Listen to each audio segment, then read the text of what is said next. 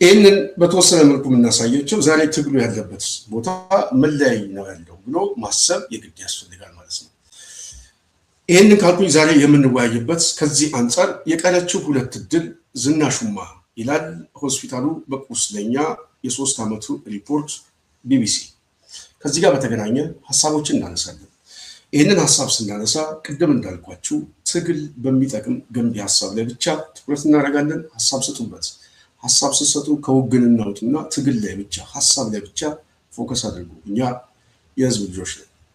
የጀርባ ታሪካችንም በዛው የሚታየው ማለት ነው። ስለዚህ ይህንን አመለካከት አማራው እንድታስብ እንፈልጋለን። እንግዲህ ዛሬ ዋነኛ ፕሮግራማችን ላይ እንገባለን። እንግዲህ የተለያዩ መረጃዎች እየወጡ ነው። በተለይ አንዳንድ መረጃዎችም ትንሽ በትግል ውስጥም ያስከፍለውን ነገር እየሰማን ነው። የሆነ ሆኖ ትግል እስከሆነ ድረስ ግን ያው ወንድሞቻችን የህይወት መስዋዕትነት እየከፈሉበት በዚህ ትግል ውስጥ አሉ። እናም የጽናት ሚዲያ ቤተሰብ ምናልባት አዳዲስ ነገር የተሰማው ጌታሰው አርበኛ ጌታሰው ወንድማችን የህይወት መስዋዕትነት እንደከፈለ ሰምተናል። ይሄ ትግል እስኪያልቅ ድረስ ብዙ ወንድሞቻችን እየቀበረን ይገኛል። እንግዲህ የትግሉ አካል ስለሆነ ምንም ማድረግ አይቻልም። ጊዜ እስኪያልፍ ድረስ መከራዎች አሉ። ወንድማችን ጌታሰው አርበኛ እንግዲህ የህይወት መስዋዕትነት እንደ ወንድሞቹ ተቀብሏል። ይሄ ትግል ይሄ መስዋዕትነት ለማን ነው? ለማን ነው ብለህ አማራ ጠይቅ። ለማን ነው? ኦህዴድ ነው መስዋዕትነት ያስከፈለው። መስዋዕትነት ያስከፈለው ኦህዴድ ቢሆንም የወደቀለት መስዋዕትነት ግን ኮዝ ነው፣ የአማራ ጥያቄ። ስለዚህ ለአማራው ጥያቄ አማራው እየወደቀ ነው፣ እያሸነፈ ነው፣ እየጣለም እየወደቀ ነው። የመጨረሻው ውጤት ግን ማሸነፍ ነው። እንደ ህዝብ ተለውጧል። ህዝቡን ቅድም ሰምታችኋል። ሞት አልፈራም፣ እኔም ፋኖ ነኝ፣ ስጋዬን ላሞራ ይላል። ስጋዬን ላሞራ ህዝቡ ነው የሚለው። ገበሬው ወጥቶ ነው እንደዛ የሚለው። ትላንት ጅራፍ ይዞ የወጣው ገበሬ ዛሬ ዱላውንም ጠበንጃውንም ይዞ ወጥቶ ከልጆቹ ጋር እየተፋለመ ነፃ አስቆጣ ድረስ። ይሄ በታሪክ የሚዘከር ነው። ምናልባት በዚህ ትግል ውስጥ ብዙዎቻችን ተሳትፈንበት ቢሆን ደግሞ እንዴት ደስ ባለ። ወደን ሳይሆን ተገደን ሁኔታዎች አስገድዶን ብንርቅም በሀሳብ ግን እዛው ነው ያለው። ስጋችን ያለው እዛው ህዝብ ውስጥ ነው ያለው። ስለዚህ ነፍሳችን ያለው እዛው ህዝብ ውስጥ ነው ያለው። ስለዚህ የህዝቡን ጥያቄ እናስባለን። ስናስብ ሀሳብ እንሰጣለን። ሀሳቡን ደግሞ በዋናነት መሬት ላይ ያሉት ሰዎች እንዲቀበሉት እንዲገዙት ባናስገድድም ግን እንመክራቸዋለን። አርበኛ እንግዲህ የወደቀለት ዋጋ ፍሬ አፍርቶ እነዚህ ሰማዕታት ነገ ጠዋት በአማራ ታሪክና በትውልዱ የሚዘከሩበት ጊዜ ይመጣል ብዬ ተስፋ አረጋለሁ። የትግሉ መጨረሻ ማሸነፍ ስለሆነ ወንድሞቻችን እንግዲህ ነፍሳቸውን ከደጋጎች ጋር ያሳርፍልን፣ ነፍስ ይማር እንላለን። ከዚህ ጦርነት ውስጥ አብይ አህመድ አተርፋለሁ የሚለው ልብ በሉ፣ በሱዳን ተከቧል። በኤርትራ በኩል ያለው ስጋት ወደ ጦርነት ተቀይሯል። በተመሳሳይ ከትግራይ ኃይሎች ጋር ያለው ፍጥጫ መልኩ ፈንድቷል። በአማራው በኩል ያለው ሁኔታ የምታውቁት ነው። 3 ዓመት ሙሉ የቆየ ጦርነት ውስጥ ነው ያለው። በከፊል ኦሮሚያ ላይ ወለጋ ላይ ያለው፣ በተመሳሳይ የአፋር ኃይሎች ቤኒሻንጉል፣ ሌላም አካባቢ ሲዳማም የሚሰማው ነገር ጥሩ አይደለም። ይሄ ሁሉ ባለበት ሁኔታ ይሄ ቡድን ምናልባት በሀገሪቱ ውስጥ ዘላቂ ሰላም ሊመጣ የሚችልበት የፖለቲካ ውሳኔ ከመወሰን ጦርነትን በማስረዘም በግጭት ውስጥ አልፋለሁ ብሎ የሚያስብ ቡድን ነው። ይሄ ቡድን በህይወት ይተርፋል ወይ? ይሄ ቡድን ከዚህ ሁሉ ኃይል ጋር ተጋጭቶ ሀገር ይዞ እንዳይወድቅ ከመስጋትም በላይ ምልክቶቹን የሚያሳየው ወደዛ ነው። ስለዚህ መጨረሻው ምንድን ነው የሚለው ማንም ሰው ሊገምተው ይችላል። መሸነፉ መደምሰሱ የማይቀር ጉዳይ ነው። አወዳደቁ መጨረሻው ምን ይሆናል የሚል ግን አማራው ማሰብ የሚገባው ከዚህ አሰላለፍ ውስጥና ምናልባት የኃይል ብልጫ እንዴት አትራፊ ሆኜ እወጣለሁ፣ የአማራ ህዝብ ካለበት የዘመናት ጭቆና ተላቆ እውነተኛ ዘላቂ ሰላም እንዴት ሊያመጣ ይችላል ብሎ ማሰብ ግን የሊቃኑ ድርሻ ነው። ስለ አማራ የሚያስብ ስለ ኢትዮጵያም የሚያስብ ሊቅ በዚህ ሰዓት ላይ ቁጭ ብሎ አዳዲስ ነገሮችን ማሰብ ይጠይቃል ብዬ አስባለሁ። ከዚህ ጋር በተነሳ ነው እንግዲህ አዳዲስ ነገሮችን ወደ እናንተ የምናመጣው። የጽናት ቤተሰብ እንደምታውቁት በተለይ በአማራ ክልል የተጀመረው ጦርነት አስከፊ ሁኔታው እንደቀጠለ ነው። 3 ዓመት ሙሉ ያለው ግጭትን አስመልክቶ አክሌድ የተባለ ግብረሰናይ ድርጅት ያጠናከረውን ሪፖርት ቢቢሲ እንደምታዩት ዘግቦታል። አስቴር ቅዳሜ ዕለት ባለቤቷ ምሳውን በልቶ ይወጣል። ምሳውን በልቶ ልጁን ስሞ ወጥቶ አስቴር ከትንሽ ደቂቃ በፊት ምናልባት ስለ ትዳር ህይወቷ ወደኋላ እያሰበች ደስታዋን እያጣጣመች ባለችበት ሰዓት ላይ ድንገት አንድ ነገር ትሰማለች። እሱም የተኩስ ድምፅ ነው። ከቶክስ ድምፅ በኋላ ግን ባሏ ከሚሰራበት አካባቢ 2 መከላከያ ሰራዊት ተገለው ስለነበር በአካባቢ ላይ የተገደሉት ሰዎች እናንተ ናችሁ የጠቆማችሁት በሚል ባልየውን የህንፃውን ባለቤት እንደዚሁም የጥበቃ ሰራተኛውን ጎትቶ በማውጣት የአብይ አገዛዝ ዘግናኝ በሆነ ሁኔታ ገድለውታል። እንደዚህ አይነት ተመሳሳይ ግፍ ባለፉት 3 ዓመታት በጨለማ ገሃነም ውስጥ በሲኦል ውስጥ ህዝቡ እንደሚኖር ቢቢሲ እንግዲህ በተለይ አክሌድ የተባለው ግብረሰናይ ድርጅት ያወጣው ሪፖርት ዘገባ ገብታችሁ ማየት ትችላላችሁ። ይሄም ያሳያችሁ በተለይ የአማራው ህዝብ አሁንም የባሰው እንደመጣበት ነው። እንግዲህ የባሰው መጣ ስንል ዛሬ ቤት ለቤት የሚገድለው መጥቷል። ልጁን ስሞ ከወጣ ከደቂቃ በኋላ ራሱን አባትየውን የሚያጠፋው ምናልባትም እችን ወጣት ያለ እጮኛ ያለ ባለቤቷ ካስቀራትን በላይ ልጇ ያላሳዳጊ ወድቃለሽ ማለት ነው። እንደዚህ አይነት ግፎች በአማራ ህዝብ ላይ ባለፉት 3 ዓመታት ውስጥ የተለያዩ ዘገባዎች ወጥተዋል። ግፎች ተሰርተዋል። በርካታ ሰዎች ተደፍረዋል፣ በግፍ ተጨፍጭፈዋል። ይህንን የሚያደርግ ቡድን የመጨረሻ ፍላጎቱ ምንድን ነው? ምንስ ያስባል? ዓላማው ምንድን ነው የሚለው እኛ ስንናገር ምናልባት ጥላቻ፣ ውግንና፣ አድሎ የሚመስለው ብዙ ሰው አለ። ይህንን የሚያስብ የወዴድ ካድሬ የብልጽግና ካድሬ ቢኖር ከጥቅሙ አኳያ ስለሆነ ምናልባት ብዙ ትኩረት አያገኝ ይሆናል።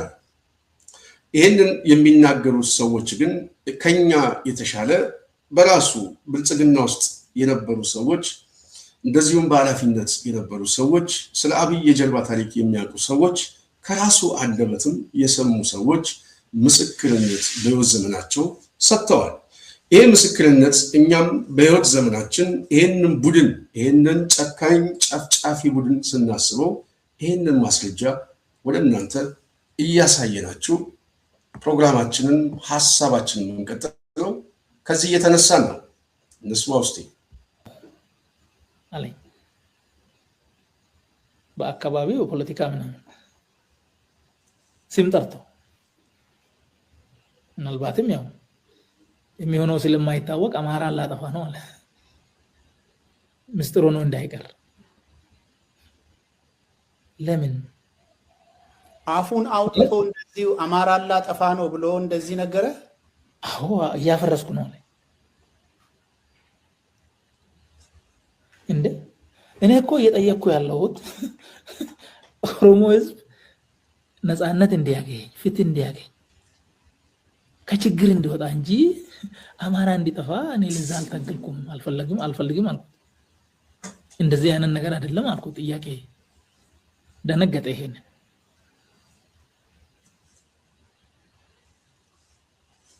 የሰማችሁት ይመስላል። እንግዲህ ታዬ ደንዳ በህይወት ዘመኑ ትልቅ ምስክር ብዬ እኔ ዶክመንት የማደርገው ይሄንን ቡድን ትክክለኛ ማንነቱን አሳውቆናል። ይሄ ትክክለኛ ማንነቱ ለኛ አይጠፋንም። ምስክርነት ግን ከራሱ እዛው ከሚያውቁት ሰዎች ሲመጣ ትልቅ ማስረጃ ነው። በዚህ ማስረጃ ብቻ የትኛውም አማራ ሌላ ተጨማሪ ኮዝ አያስፈልገውም። ይሄ ብቻ በቂ ነው። ይሄንን ስርዓት ለመታገል ልብ በሉ፣ ይሄንን ስርዓት ለመታገል ኮዝ የሚያስፈልገው ማስረጃ ነው። ትርክቶች አሉ። እነዚህ ትርክቶች መዋቅራዊ ናቸው። አማራው ባለፈው ሲጨቆንበት የነበረው በአስተሳሰብ ነው፣ በመዋቅር ነው። አሁን ግን ፊዚካሊ በመግደል ነው። የአስቴርን ባል በአደባባይ በመግደል ነው። ዛሬ አዛውንት አይቀረው፣ ህፃናት አይቀረው፣ ምናልባት መሬት ላይ ያሉትን ታጣቂዎችን ሲያጣ ሲሸነፍ ቤት ያቃጥላል፣ ንጹሐንን ይጨፈጨፋል፣ ይገድላል። ለዚህ ዋነኛ ማስረጃው አብይ አህመድ እኔ ሳላጠፋቸው አልተኛም።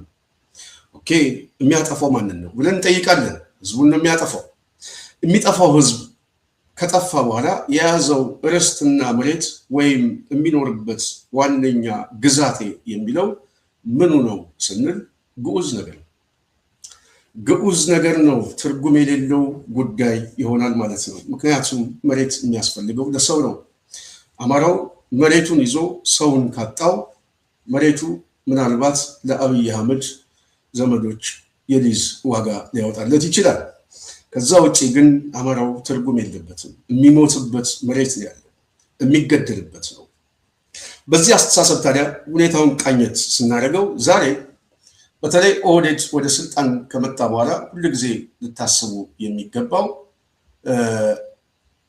ምንድን ነው የሚለው በተለይ የአማራን ትግል ስቦ ወደ መሀል ያስጠጋ የሚመስለው የፕሮፓጋንዳ ዲስኮርስ የጽናት ቤተሰቦች እዚህ ኮመንት ላይ የምትሰጡ ከልብ እናመሰግናለን። ሀሳብ ሰጡ፣ በተለይ በምናነሳቸው ሀሳቦች ላይ። ስለዚህ የኦህዴድ ወደ ስልጣን የመጣበትን መንገድ አስቡ። የአማራ ኃይሎችን ይዞ ሲመጣ ኦሮማራ የሚለው ኃይል የፖለቲካ ኢንስትሩመንት ነው፣ ዋነኛ ስልታዊ የሆነ አሊያንስ ነው።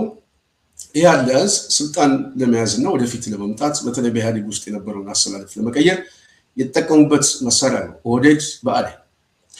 ኦህዴድ ብአዴን ወደ ስልጣን ከመጣ በኋላ ብአዴን ምን አትርፏል ብለን ስናስብ ሞትና መሰደድ፣ እስር ቤት ነው። ትርፉ ይሄ ነው። ከኦሮሞማ ያገኘው ትርፍ መሰደድ ነው፣ ሞት ነው፣ እስር ቤት ነው። እነዚህ ትርፎቹ ናቸው። ኦህዴድ ምን አትርፏል በዚህ ሂደት ውስጥ ካልን መግደል ችሏል፣ ስልጣኑን መቆጣጠር ችሏል፣ ጠበንጃና ባንኩን መያዝ ችሏል። ኦህዴድ የጠላት ብያኔ መጽሐፍ ጽፏል፣ መጽሐፉን ወደ አፈጻጸም ለውጦታል። አማራው ከዚህ አሊያንስ ትርፍ ውስጥ ያገኘው ምንድን ነው ስንል ግጭት ነው፣ ጦርነት ነው፣ የተራዘመ ስቃይ ነው። 3 ዓመት ሙሉ ዛሬ ክልሉ ወድሟል። 3 ዓመት የምንለው በዋናነት ብአዴን ስቦ ጦርነቱን ካስገባው ጊዜ በኋላ እንጂ ባለፉት 2 ዓመታትም በተመሳሳይ አብይ አደናግሮት ያስገባውን አማራ ክልሉን አድቅቆታል። ስለዚህ ባለፉት 8 ዓመታት ወይም ከዛም በላይ 6 ዓመታት አካባቢ 5-6 ዓመታት በጦርነት ያለ ክልል። በዚህ የጦርነት ውስጥ የወደመውን የሞተውን አጠቃላይ ውድመት ስናየው ይህ አገዛዝ ታሪካዊ ጠላት የሚል ብያኔ ሰጥቶት እየጨፈጨፉ ይገኛል። በዚህ ጭፍጨፋ ውስጥ ኦሮማራ የሚለው ኃይል አሁን በህይወት አለው ወይ? ነፍስ አለው ወይ? እስቲ መገለጫው የት ነው ብላምን ስንል መገለጫው ችግኝ መትከል ላይ ነው። ኦሮሞማ ያለው ምናልባት የብአዴን አንዳንድ ሰዎች ችግኝ ይተክላሉ፣ ሞቱን ግን ማስቀረት አልቻሉም። ባለቤቶቹ በህይወት የሉም፣ ተሰደዋል፣ እስር ቤት አሉ። ስለዚህ አሁን ብቸኛ የቀረው ዝናሹማ የምለው ለዚህ ነው። ዝናሽ የሚል አውራጃዊ አሰላለፍ የአማችነት የፖለቲካ ኃይሎች አስተሳሰብ ነው። አብይ አህመድ ይህንን አማራ መገናኛ ብዙሃን ላይ በደንብ ዲፋይን አድርጎ አስቀምጦታል። ይህንን ሲያስቀምጠው በአብይ ትርክት ምንድን ነው ያለው? ልብ በሉ። ዋነኛ የአማራን የፖለቲካ ማዕከል ለመሰንጠቅ በተለይ የጎንደር ልሂቃንን በአማራ ትግል ውስጥ ያለውን አሰላለፍ ሁሉ እንዴት አድርጎ ሊበትንና የሴራ ትንተና ሲጠቀም የወልቃይት ጥያቄ የአማራ የታገለበት ጥያቄን ባለቤቶቹ አሁን ያሉት ታጋዮቹ ሳይሆኑ እኔ ነኝ፣ እኔ እያስጠበቅኩት ነው፣ እነሱ ግን ተደራድረውበታል ማለቱ አንድ ጉዳይ አድርጋችሁት። ሁለተኛው ግን ጎንደር ከዚህ በፊት ሰልፍ ሲወጣ ሰልፍ የወጣበትን አብይ አህመድ ከደም የመጣ ነው፣ የአምቻ ጉዳይ ነው፣ የጋብቻ ነው። ስለዚህ ጎንደር ኬኛ የሚል ፖለቲካዊ መሳሪያ አድርጎት ነው ያመጣው። ይህንን አመለካከት ወደ ሚዲያ ደግሞ ጎትቶ የሚያመጣ የብአዴን አክቲቪስትና ስልታዊ የሆኑ አሊያንሶች አሉ። ዛሬ ፖለቲካ ላይ አሊያንስ የፈጠሩ ኃይሎች አሉ። ኦሮሞማ የሚለው አሊያንስ በዝናሽ በኩል ያለ አሊያንስ አለ። ልብ በሉ እንግዲህ ይሄንን ስንናገር በጣም የሚገርማችሁ አማራው ለምን ታገለ? ምንድነው ከዚህ በፊት የታገለው? ዝናሽ ካየን ወደኋላ መለስ ስንል በተወሰነ መልኩ በሐሳብ ለሞግታችሁ ብዬ ነው። ይሄንን ሐሳብ በእርግጠኝነት ሐሳብ ስለሌላቸው ነው ሐሳቦችን የምናመጣው። ሐዜብን እናስታውስ። ሐዜብ ወልቃይቴ ነች። ሐዜብ ወልቃይቴ በመሆኗ በወልቃይቴ ኮሎኔል ደመቀ ወይም በዙሪያው ያለው አሁን ብልጽግናን የፈጠርነው እኛ ነን የሚሉ ተደማሪዎች፣ የአማራ ቁስል የማያገባቸው ኃይሎች ከምንም በላይ የምትቀርበው ሐዜብ ትቀርብ ነበረ ማለት ነው። ሐዜብ ከቀረበችው ለምንድን ነው በህወሓት በኩል ጥቅሜን እናስጠብቃለሁ ብሎ ያልተሰለፈው ስንል ያስተሳሰብ የጭቆና ጉዳይ አለብኝ። ተገፍቻለሁ፣ አማራው ተገፍቷል፣ ከርስቱ ተነጥቋል። ስለዚህ አማራው በዋናነት ጥያቄው እስኪመለስ ድረስ መታገል ያስፈልጋል ብለው ሲታገሉ እነዚህ ልሂቃን በአስተሳሰብ ያለ ትክክል ናቸው የሚል አማራ የነሱ በደል የሌላውን በደል ነው። ስልጣን ላይ ያለ ኃይል ስልጣኑን ተጠቅሞ ከስልጣን በሚያገኘው ፓወር በደሎች የሚያደርስ ከሆነ ሁሉም የተበደለ የማህበረሰብ ክፍል ይታገላል። እኛም ስንታገልበት ቆይተናል፣ ዋጋም ከፍለንበታል። ስለዚህ በዛን ጊዜ የነበረው አስተሳሰብ ከአስተሳሰብ የመጣ ትግል እንጂ ከአማችነት የመጣ ትግል አይደለም፣ ወይም ደግሞ ከመንደር ከቀበሌ አስተሳሰብ የመጣ አስተሳሰብ አይደለም። ስለዚህ ያንን ስርዓት እነዚህ ኃይሎች ከታገሉት ዛሬ ብለን ስናስብ ዛሬ እንግዲህ ልብ በሉ በስርዓት ውስጥ ያሉት ሰዎች ሁሉ በህይወት የሉም። በስርዓት ውስጥ ያለው የኦህዴድ አገዛዝ የጠላት ብያኔው ከፍ ወዳለ ደረጃ መጥቷል። ስልታዊ ደጋፊ የሚባሉ ሰዎች ሁሉ ተበልተዋል።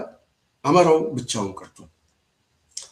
ብቻውን መቅረት ብቻ አይደለም፣ በጦርነት እየተደበደበ ነው ያለው በየጊዜው። ቅድም አሳይቻችኋለሁ የቢቢሲ ሪፖርት፣ ሁላችሁም ገብታችሁ ይህንን ማየት ትችላላችሁ። የቢቢሲ ሪፖርት እየገባችሁ መመልከት ያለውን እውነተኛ መልክ በደንብ ያሳያል። ይሄ ቡድን ይህንን እያደረገ እነዚህ ኃይሎች ታዲያ ከዚህ ቡድን ጋር ለምንድን ነው አሊያንስ የፈጠሩት ስንል የጥቅም ጉዳይ ነው። ትናንት እጃችን ላይ ያልነበረው የርስት ጉዳይ የወልቃይት ጉዳይ ይነሳል። የወልቃይት ጉዳይ የትኛውም አማራ በጠይቀው የሚሰጥ መልስ ምናልባት ኮሎኔል ደመቀ ከሚያስበው አመለካከት የተለየ አይደለም። የተለየ እሳቤ የተለየ ጉዳይ አይደለም። ታግለንበታል ብሎ ሁሉም አማራ ያስባል። ታግለንበታል ማለት ግን የደመቀ ነው ማለት አይደለም። የደመቀ ነው ማለት ካልሆነ ኮዙ የአማራ ኮዝ ከሆነ በአማራ ኮዝ ላይ ደግሞ ትግሉ አላለቀም። እነዚህ ሰዎች ግን ትግሉ አልቋል ብለው ብያኔ ሰጥተዋል። ጥያቄያችን ተመልሷል የሚል ብያኔ ሰጥተዋል። ልብ በሉ ጥያቄያቸው የተመለሰው በምንድን ነው ስንል የርስት ጉዳይ ነው። ፖለቲካሊ ጥያቄ አንድ ኮዝ ነው። በነገራችን ላይ እነሱ የሚያነሱት ኮዝ ነው፣ የመታገያ ኮዝ ነው እንጂ በራሱ ብቸኛ ጥያቄ አይደለም።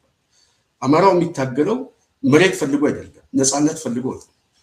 እውነተኛ ነፃነት ሰላም ፈልጎ ነው። እሱ ሰላም ለማምጣት የሚያስችል አውድ ስላጣ የግድ ስርዓት መለወጥ አለበት ብሎ ነው የሚታገለው። ዛሬ እነ ጌታ ሰው መስዋዕትነት የከፈሉት ኦህዴድን ለማፍረስ ነው። ኦህዴድን ከፈረሰ በኋላ ካሸነፈ በኋላ ስርዓት ይተከላል። ያ ስርዓት ነው ሲስተም ሲዘረጋ ርስቱንም ህዝቡንም የሚጠብቀው። እነዚህ ኃይሎች ግን ህዝቡን ይተውትና መሬቱ ላይ ተቸካይ አመለካከት ይዙና አሁን ነፃ ወጥተናል፣ ከዚህ በኋላ ጥያቄያችን ተመልሷል፣ ይህንን ስርዓት እንደግፈው እና የጠላት ብያኔ የሚሰጡት ተከላካይ የሚያደርጉት ቀደም ሲል የነበረውን ስርዓት ነው። ቀደም ሲል የነበረው ስርዓት በዋናነት ህወሓት በስልጣን ላይ በነበረበት ሰዓት ባለፉት 8 ዓመታት ዛሬ የአማራው የተፈጸመበት 27 ዓመት ነው ነገራቸው የተፈጸመበት ግፍ በላይ ኦህዴድ ፈጽሟል። ከ27 ዓመቱ ነው ነገራቸው። 27ቱን እንደው ሰብሰብ አድርገን እስቲ በዛን ጊዜ በወልቃይትም በአማራ ክልልም በየትኛውም የኢትዮጵያ ግዛት ላይ የሞቱት ሰዎች ጉዳት የደረሰባቸው የተፈናቀሉት ሰዎች ብለን ብናስብ በኮዝ ደረጃ ኦህዴድ አንደኛ እንኳን ህወሓትን ወደ 15ኛው ክፍለ ዘመን እንኳን ወደዛም ብንሄድ የሚያስንቅ ነው። ይሄ አይነት ችግር ባለበት ሰዓት ላይ ዋነኛው የአማራ ኮዝ መሬቱ ሳይሆን ነፃነቱ ሰው ላይ የሚታይ ነፃነት ነው፣ ሰላሙ። ይህንን ሰላም ለማስጠበቅ የስርዓት ለውጥ የግድ ያስፈልገናል ማለት ነው። የስርዓት ለውጥ ካመጣ በኋላ ግን ሌላው ሁለተኛና ሶስተኛ ፌዝ የሚታይ ጉዳይ። አሁን ያሉት ኃይሎች ግን በዚህ የፖለቲካ ኃይሎች ያሉት ኦሮሞማ ከፈረሰ በኋላ አናፈርሰውም የሚል ዝናሹማ የሚል አስተሳሰብ ይዟል ማለት ነው። ኦህዴድ ኦሮሞማን አፍርሶ የጨዋታው ባለቤት ሆኗል። አሁን የሚቀረው በዝናሽ ላይ የተሳሰረ ያመቻ ጋብቻ እንደሆነ አብይ አህመድ በቀጥታ ነግሯል። ይህንን የሚቀበል አማራ የሚገርም ነው። ይህንን ግን መገንዘብ የሚችል አማራ ግን ትግል ላይ ናቸው።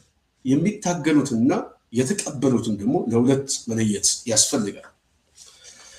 ልብ በሉ፣ እነዚህ ሰዎች ዋነኛ ፍላጎታቸው ከጥቅም አሰላለፍ ስለሆነ መሬት ላይ ያለውን ህዝብ አይወክሉትም።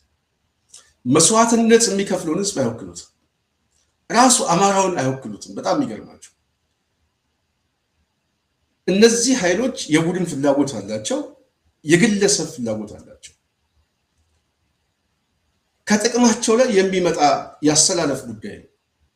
አብይ አህመድ የሚጠቀምባቸው ግን እነሱን ስልታዊ ማጥቂያ ነው። ሁለት መሳሪያ ያደርጓል ኦህዴድ። አንዱ አማራ መከፋፈያ ነው፣ ሁለተኛ ግን ለስልጣን ኢንስትሩመንት ነው። ራሱ ይሄን አማራውን እያጫወቱ እያታለሉ ከሌላው ጋር ማታኮስ፣ ከቻለ ማፋጠጥ፣ ካልሆነም ደግሞ አሊያንስ ድጋፊ ማግኘት በራሱ ምንም ችግር የለበትም። ኦህዴድ አማራው ሲገደል የሚገደለው ልክ እኛን ጎበና ዳጬ ጨፈጨፈን ሚኒሊክ አዞት እንደሚለው ዛሬም አሰፋ ቸኮል አለለት፣ መሐመድ ተሰማ አለለት፣ በተመሳሳይ ኮሎኔል ደመቀ ዘውዱም አለለት ማለት ነው።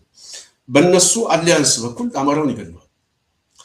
የአማራው ጠላት ዛሬ ኦህዴድ ነው ብሎ እነጌታ ሰው የህይወት መስዋዕትነት ሲከፍሉ አብዛኛው አማራ እየተዋደቀ ሲመጣ እና አስቴር ባላቸውን የነጠቀውን ቡድን ሲታገል፣ እነዚህ ኃይሎች ግን የሚታገሉት ስልጣን ላይ የሌለውን ኃይል ነው፣ ከቦታው የሌለውን ኃይል ነው፣ በአካባቢው ላይ የሌለውን ኃይል የትግል መሳሪያ አድርገውታል። ይሄ በራሱ በአማራ ውስጥ መወናበድና ማወናበድ የሚችል ልሂቃን ሲመጣ ህዝቡን ይከፋፍለዋል። ህዝቡን ሲከፋፍለው አስተሳሰቡ ሲከፋፈል ድርጅት ይከፋፍላል፣ ማህበረሰብ ይከፋፍላል፣ ዋነኛ ኮዙን ይከፋፍላል። ሪጂናል ክፍፍል ይመጣል፣ የልሂቃን ክፍፍል ይመጣል፣ ከፍተኛ መዳከም ይፈጠራል። ይሄ መዳከም በራሱ ለጠላት ግብአት ይሆናል። በዋናነት ኦህዴድ አማራው ተከፋፍሎ ደግሞ ሲያገኘው የበለጠ ልሂቃኑ በሚጨቃጨቅበት ሰዓት ድርጅቱንም አስተሳሰቡንም በአጠቃላይ ማህበረሰቡንም ሊያጠፋው የሚችልበት ትልቅ መሳሪያ ይሆንለታል። ይህንን መሳሪያ የሚጠቀመው አንዱ ብአዴን ነው። ሁለተኛው ግን ዝናሹማ የተባለው ነው። ኦሮሞማ የሚባለው ሞቷል። እሱን እናውጣው። ዝናሹማ የሚል አስተሳሰብ የተሳሰረው ከግል ጥቅሙና ከቀበሌ አስተሳሰቡ። ይሄ አስተሳሰብ በራሱ አሁንም የኦህዴድ አሊያንስ ደጋፊ ሆኖ ይሄ ስርዓት እንዳይወድቅ የሚታገል አማራ ነው። ተሰባስቦ አማራ በተመሳሳይ ኮዝ መታገልና ማሸነፍ የሚችልበትን እድል ተጨማሪ ጊዜ የተራዘመ ጊዜ እንዲፈጅ አስቻይ ሁኔታ ደግሞ ካገኙ አዳክሞ ማፍረስ፣ በመጨረሻ ግን ለኦህዴድ ሜዳውን መክፈት። ይህ አይነት ሁኔታ ገጥሞናል። ይህን ልሂቁ ሊነጋገርበት ይገባል ብዬ አስባለሁ። ሊወያይበት ይገባል ብዬ አስባለሁ። የትርክት መገለጫ እየሆነ ያለው ኦህዴድ በዋናነት በትርክት የሚሰጠው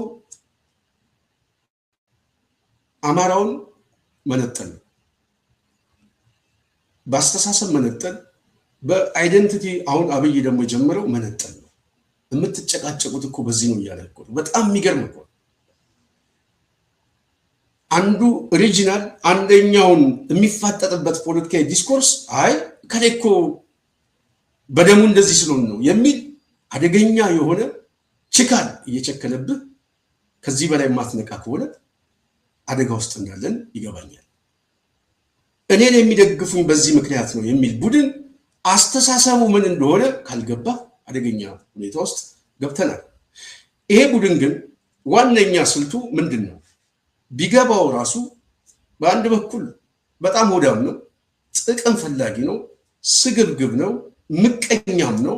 ይሄ ህዝቡን የማይወክል ማለት ነው። እኔ ከተጠቀምኩኝ ሌላው ምን አገባኝ የሚለው አዲስ አበባ ላይ ያለው አማራ ቢጨፈጨፍ ችግር የለውም። ነገ ጠዋት እንደ ማነው ስሙ አንድ የሳልሳዊ ምናምን የተባለ ሰው አዲስ አበባ ምናምን ብሎ የተናገረዋል። ነገ ጠዋት ደመቀም ሊያውጅ ይችላል። በእርግጠኝነት ነው ነገር በአደባባይ ሊናገር ይችላል። በዛ ደረጃ አስተሳሰብ ያለው ጥቅማችን እስካስጠበቅ ድረስ አንተም ይሄንን ያዝ ምናምን። በነገራችን ላይ መረጃዎች አሉ። ይሄን ፋክት ነው በነገራችሁ። በተለይ 2011 ላይ እንደ አምባቸው ከሞታቸው በፊት አዲስ አበባ ላይ ተስማምተዋል። ይሄ ተጨባጭ መረጃ ነው የምነግራቸው። አዲስ አበባን አንዱ የተስማሙት ለወዴድ መስጠት ነው። አዲስ አበባን እናንተ ያዙ እኛ ወልቃይትን እንያዝ የሚል ስምምነት እና አሊያንሱ አለ። በጣም የሚያሳዝን ፋክት የሆነ መረጃ ነው የምነግራቸው። እኛ ትግል ውስጥ ባለንበት ሰዓት ላይ የደረሰን መረጃ ነው። ይህንን አስተሳሰብ የሚያስቡ ሰዎች ስለሆነ ዛሬ አዲስ አበባ ውስጥ ሰው ቢፈናቀል ግድ የማይሰጠው እሱን ተወው። እዛው ጎንደር ላይ ክልሉ ላይ ያሉ ወንድሞች ጀግና ወንድሞች እየተዋደቁ ከዚህ ስርዓት ጋር እነሱ እንደ ጥፋተኝነት ነው የሚኮንናቸው። ያልገባችሁ የህወሓት አገልጋዮች ተሸካሚዎች እውቀት አልባ መደዴ የሆነ ስድብ ነው የሚሳደበው።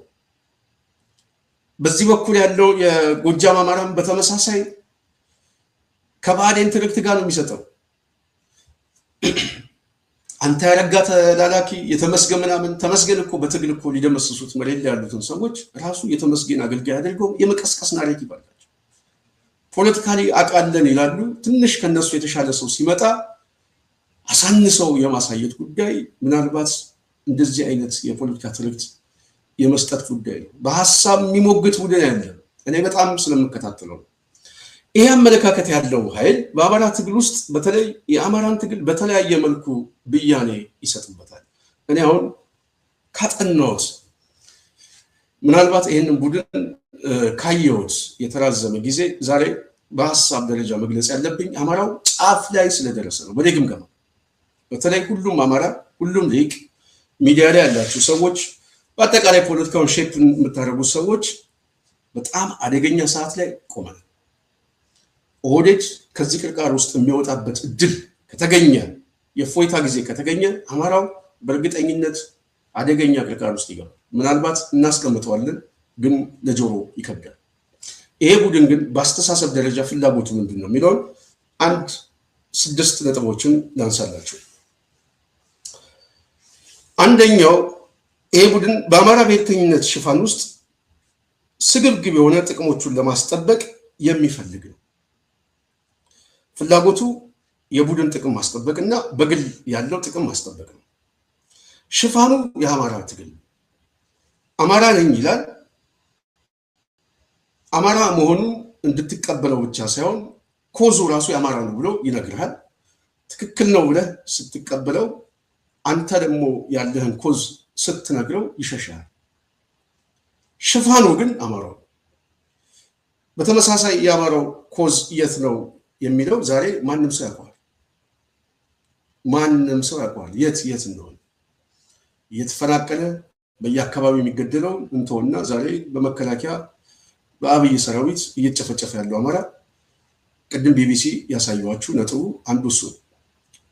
የነዚህ አማሮችም ጥያቄ መልስ ባላገኘበት ሁኔታ መልስ ተመልሷል የሚል አስተሳሰብ በመያዝ ጥቅሞቹ እስከተጠበቁ ድረስ አሊያንሱን እንደ ትልቅ የትግል ስልት የሚጠቀም ነው። ሽፋኑ ግን አማራ። ሁለተኛው የአማራ የውስጥ ፖለቲካ ላይ ሱፐር ፓወር የሚል አሰላለፍ ፈላጊነት አለ። ይሄ በጣም አደገኛ አሰላለፍ። የአማራ የፖለቲካ አመለካከት እንግዲህ እኔ እስከሚገባኝ ህወሓት ኢህአዴግም ስልጣን ላይ በነበረበት ሰዓት በአዴን የሚጓተትበት አለ። የቀበሌ የፖለቲካ አስተሳሰብ አንዱ በተለይ በሰዓቱ የነበረው የቀበሌ ሹም ምናምን በተወሰነ መልኩ የዚህ የጎጃም አካባቢ ያሉ ሰዎች ከፊት መጥተዋል ምናምን ጥቅማቸውን አስጠብቀዋል፣ እኛ ተገፍተናል ምናምን የሚል ይሄ ሊቃን አስተሳሰብ አለ። በውስጥ በቢሮ ውስጥ የሚያስብ ራሱ እኮ አማራው ከጫፍ እስከ ጫፍ እኮ በትርክትና በመዋቅር እኮ የተገፋ እኮ ነው። ግን ይሄ ቢሮ ውስጥ ያለ የአማራ የፖለቲካ አስተሳሰብ ኦህዴድ ሲመጣ እሱን ገልብጦ አሁን እኛ ደግሞ የፊት መስመር እንሆን የሚል ሱፐር ፓወር ሆኖ የመውጣት ፍላጎቶች አሉ። ኢንቴንሽናል በዛ ደረጃ አስተሳሰቦች አሉ። ይሄ እንደ ህዝብ አይደለም የምነግራችሁ፣ በጣም ጥቂት የቡርዣ የሊቃኖች አስተሳሰብ ነው። ጥቂት መደብ ያለው በሀብትና በጥቅም የተሳሰረው ነው የምላችሁ። ይሄ አስተሳሰብ ሴሎች አሉት። አስተሳሰቡ መዋቅር አለው። ይሄ አስተሳሰብ መዋቅሩ ከቤተ መንግስቱ ጋር ይገናኛል። የህቡ አደረጃጀት አለው። አስተሳሰቡን በራሱ በደንብ ናሬቲቭን ለመገንባት የተለያዩ የሚዲያ ፕላትፎርም ይጠቀማል። አስተሳሰቡ በአንድ በኩል ፖለቲካዊ ፍላጎቱን የሚያሟላው በአማራ ውስጥ ያለ የቅድም እንዳልኳችሁ ይሄ አንደኛና ሁለተኛ ፍላጎት አለ። ሁለተኛ የጥቅም ስግብግብነት አለ። ሶስተኛው እና የሚገርመው ደግሞ በአማራ ብሔርተኝነት ውስጥ እኔ ፈጣሪ ነኝ ብሎ የማሰብ ጉዳዮች አሉ። ራሱ ብሔርተኝነቱን የፈጠርኩት እኔ ነኝ የሚል ነገር አለ። አስተሳሰቡ በዛ ደረጃ ይሄዳል። ስለዚህ አስተሳሰቡን ሼፕ ማድረግ ያለብኝም እኔ ነኝ ነው የሚለው። ስለዚህ እኔን ተከተሉኝ የሚል ልክ ኦህዴድ የሚያስበው አይነት እኔ የሚል አስተሳሰብ ያለው ሊቃል እሱ የሚፈልገው አስተሳሰብ ካልሆነ ግን ተነጣይ የሆነ አመለካከት ማሰብ፣ ሌላውን መፈረጅ፣ ሌላው ታማኝ እንዳልሆነ ብያኔ መስጠት፣ የጥላቻ የፖለቲካ ናሬቲቭ መቀስቀስ ነገሮች አሉ። በሌላ በኩል ኦህዴድ ከመጣ በኋላ አሁን እድሉን እንጠቀም የሚል አስተሳሰብ ስላለ እድሉ ከራሱ ጥቅምና ፍላጎት ብቻ የሚነሳ ስለሆነ ይሄ ቡርዣ አስተሳሰብ ብልጽግና ራሱ ተጠቃሚ አይደለሁም የአስተሳሰቡ ባለቤት ነኝ ብሎ ብያኔ ይሰጥበታል። ራሱ ብልጽግና የሚል እሳቤ ውስጥ የፈጠርኩት ምን ነኝ ይላል። እኔ ነኝ የፈጠርኩት አለሁበት ይልና ብልጽግና መፍጠሩ አደባባይ ላይ ተናግሮ ብልጽግና ደግሞ ሰራዊቱ የአስቴርን ባል እንደገደለ ቢቢሲ ሪፖርቱ ያወጣው። ስለዚህ ብልጽግና የሚል የሰራዊት ኃይል ክልል ውስጥ ገብቶ ንጹሃንን ይገላል። የብልጽግና ፈጣሪ ነኝ ደግሞ ብሎ ደግሞ አደባባይ ላይ መጥቶ ሲናገር ደግሞ ምንም እፍረት የለም። በራሱ አስተሳሰቡ ናሬቲቭ የሚደረግበት ፖለቲካዊ መልክ ሲሰጠው አማራውን በስነ ልቦና በፖለቲካ እንደዚሁም በጂኦግራፊ ሊከፋፍለው የሚችል አስተሳሰብ ይፈጠራል። ይህንን በማድረግ ለጠላት ግብዓት ይሰጣል። አራተኛው የአማራ ህዝብ ዘላቂ ሰላም የጥቅም ፍላጎት ተመልሷል ብሎ ያምናል። ይሄ ደግሞ አደገኛው ነው። ዘላቂ ሰላም የሚመጣው ከየትኛው ጋር ነው? አማራው ማለት የት ነው? የወል ትርክት ነው። ልብ በሉ። ይሄ የወል ትርክት ሁላችንም የሚያሳስብ ነው። አዲስ አበባ ያለው አማራ፣ ወለጋ ያለው አማራ፣ ናዝሬት ደብረ ዘይት ያለው፣ ወልቃየት ያለው፣ ጎንደርም፣ ጎጃም፣ ወሎም፣ ሸዋ ያለው ሁሉም አማራ ጥያቄው አልተመለሰም። ራሱን የሚያስተዳድርበት ጥያቄ፣ እውነተኛ የዲሞክራሲ ጥያቄ፣ የሰላም ጥያቄ፣ የውክልና ጥያቄ፣ የርስት ጥያቄ የሚባለውንም ርስት ካለን ሁሉም ርስቴ ካለ ገና ነው ርስቱ። በተመሳሳይ በሰላም አብረን እንኖራለን ብሎ ሊያስብ የሚችልበት እንኳን የአስተሳሰብ ናሬቲቭ ገና አልተቀረጸም። የጋራ የሆነ አስተሳሰቦች የሉም። በነበረው አስተሳሰብ ኦህዴድ በደንብ ለውጦት እንደው መጽሐፍ ጽፎ አብይ አህመድ ሰሞኑን ተናግሯል። ገዳ ምናምን ደቦ ምናምን በሚል ጽፌ ነው ብሎ ራሱን የማያውቀውን አስተሳሰብ በዚህ አስተሳሰብ ነው መገላችሁ ነው የሚለው።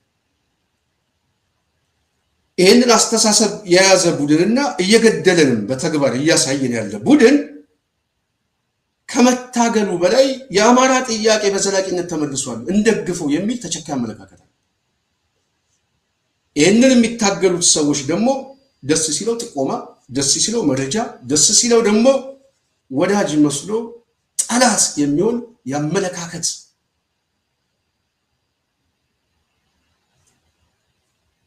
ክፋቱን በመርጨት ትግል የማፍረስ ድርጅት የማፍረስ ዋነኛ ስልት አድርጎ ይጠቀመዋል። ኦህዴድን በተዘዋዋሪ መጥቀም ማለት ነው። አምስተኛው የአማራ ትግል ኦህዴድን በማሸነፍ አያሸንፍም የሚል እምነት አለ። በጣም የሚገርመው ደግሞ ይሄ በራሱ ኦህዴድ መሸነፉ ጥቅሜን ያሳጣኛል ብሎ ስለሚያስብ ኦህዴድን አማራው ማሸነፍ የለበትም የሚል ድምዳሜ ይይዝና ለአማራው ጠላት ኦህዴድ ሳይሆን ህወሓት ነው የሚል ብያኔ ያለው። በጣም የሚገርም ኦህዴድ ጠላት አይደለም፣ እሱ ጥቅሜን እያስጠበቀ ነው፣ እሱን አንታገለው የሚል ብያኔ ያመጣና አብይ አህመድን በተመሳሳይ ትክክል ነህ፣ እኔ እኮ ከሚታገሉት ሰዎች በላይ ከነ ደረጀ በላይ ከነ ዮሐንስ በላይ ጥቅምህን እያስጠበቅኩልህ ያለሁት እኔ ነኝ፣ ዝምድናም አማቹም እኔ ነኝ፣ እነሱማ ሸጠውታል የሚል አስተሳሰቡን በአስተሳሰብ ይሸጥለታል። ከዛን ጠላት ህወሓት ስለሆነ እሱን ለማጥፋት ከኔ ጋር አብረህ ተሰለፍ ይለዋል። ይሄ ስግብግብና ጥቅመኛና ከራሱ አስተሳሰብ ውጪ ሌላውን የማይመለከት ይሄንን አስተሳሰብም ይገዛዋል። ሚዲያው ላይ ካያችሁ ጽናት ሚዲያ ቀድማ ተነግራለች። ይሄን አስተሳሰብ አብይ አህመድ ይረጨዋል። ይሄንን የሚከተሉ ኃይሎች በስፋት ይመጣሉ ብለን አስቀምጠን ነበር። በስፋት ነው የመጡት። የተናገርነውን በሙሉ አደባባይ ላይ ማምጣት ስለማንፈልግ ነው። የሰማ ሰው ሰምቷል። አሁን ሰሞኑን ያያችሁት ይሄ ነው። ከምን ጋር አያያዙት? ጦርነት ተጀመረ በዚህ በወልቃይት አካባቢ ምናምን አማራው ከዛም በፊት የነበረ በተለይ ከህወሓት ጋር የነበረ አይታችኋል። ፖለቲካዊ ቅስቀሳው ናሬቲቭ ሌላ በተለይ አፋብን ውስጥ ያለ ድርጅት ለመሰንጠቅ መሪዎችን መሳደብ፣ ማንጓጠጥ፣ ተሸጠ ምን አለ ምና ይሄ ሁሉ የዚህ ግብአት ነው። ይሄ አስተሳሰብ በራሱ ኦህዴድን ማሸነፍ የለበትም የሚል አስተሳሰብ ስላለው መጀመሪያ ሰዎችን አታክ ያደርጋል። ከዛን ድርጅት አታክ ያደርጋል።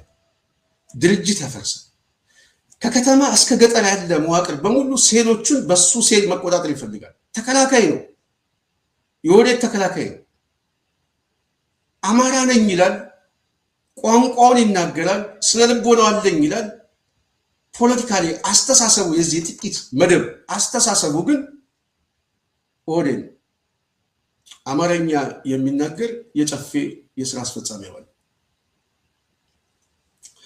ይሄ ቡድን ታዲያ በዋናነት የኦህዴድ መሸነፍ ጥቅማችን ያሸንፋል በሚል አስተሳሰብ ከዚህ በፊት ድርጅትም ያፈርሳል፣ አፍርሷል። የራሱን ድርጅት በልቶታል። በምጥ አማራ ያመጣውን ድርጅት አብንን ማሰብ ይቻላል። በላው፣ አፈረሰው። እዛ ውስጥ ያሉትን ሰዎች ሰነጣጠቃቸው። እንደውም ምስክር ባይሆንም ጠቋሚ የሆኑ አንዳንዶቹን አሳሰራቸው። ይሄ ጥቂት ቡድን ነው የምነግራችሁ። ዛሬ ይሄ ቡድን የኦህዴድ የስራ አስፈጻሚ ነው። በተመሳሳይ ምርጫ በሌለበት ሁኔታ ተመርጫለሁ የሚለው አብይ አህመድ እውነት ነው ተመርጠናል ብሎ ዛሬ ወደ ስልጣን መጥቷል። ልብ በሉ። ይሄ ቡድን ተመልሶ መጥቷል። ይሄ ቡድን ተመልሶ አሁንም ምንድን ነው የሚያደርገው? አማራውን ነው የሚያጭበረብረው። ሌሎቹ ታጋዮችን በሙሉ ኃጢአተኛ፣ ኩነኔ፣ አላዋቂ አድርጎ የእሱን ድንቁርና ለመሸጥ ምንም እፍረት የለው። የራሱን ጀግናዬ ነው ይልና ድንቁርናው ላይ ያለ ጀግናውን ጀግናዬ ይልና አንተም ፖለቲካ አታውቅም ይላል። በጣም ነው በቃ የሚገርሙኝ። በጣም ነው የምነግራችሁ። በጣም ይህንን ኃይል ደግሞ በዋናነት የሚፈልገው ኦህዴድን ማዳን ነው። አፋብን ከሚያሸንፍ ኦህዴድ ቢያሸንፍ አማራውን በጣም ደስ ይለዋል። ለዚህ ጥሩ ማሳያ የምነግራችሁ አብይ አህመድ ቅርሻቱን ለመጥፋት አማራ ክልል ሲሄድ በቀይ ምንጣፍ ነው የተቀበሉት። ለመሳደብ እኮ ነው። እሱ ተሳድቦ አማራውን እንዲከፋፍል፣ ጎንደሬውን እንዲከፋፍል፣ እንዲያታኩሰው፣ ከሌላው ማህበረሰብ ጋር እንዲያታኩሰው አብይ አህመድ ቅርሻቱን ሲተፋ ሚዲያውን ከፍቶ ያመቻቸለት ሊቅ ነው። ይሄ አስተሳሰብ መዋቅር አለው። አስተሳሰቡ ሚዲያ አለው። ልብ በሉ። አስተሳሰቡ ደግሞ መሬትም አለው። የቆመበት መሬት አለ። ይሄ አስተሳሰብ ወደ ህዝባዊ መልክ እንዲለወጥለት ነው የሚሰራው። አማራው መንቃት አለብን የምንለው ለዚህ። ይህንም ቡድን ቆርጠን መጣል አለብን የምንለው ለዚህ። እኔ ዛሬ በጣም አምርሬ የመጣሁት በትክክለኛ መልኩ መታገል አማራው ካልቻለ ሊያስከትለው የሚችለው አደጋ በጣም ከባድ ስለሆነ እመጣበታለሁ።